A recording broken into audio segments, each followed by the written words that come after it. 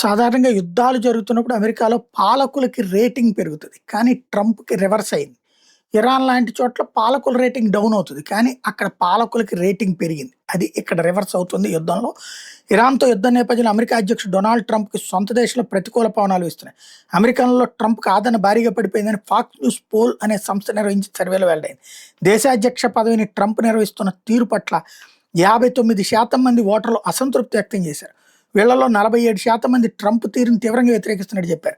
కాగా 41% మంది మాత్రం ట్రంప్ సమర్థిస్తున్నట్టు చెప్పారు. అయితే ట్రంప్ అమెరికా అధ్యక్షుడైన 2 పర్యాయాల్లో ఆయన పట్ల అత్యధికంగా వ్యతిరేక అభిప్రాయం వ్యక్తమైంది.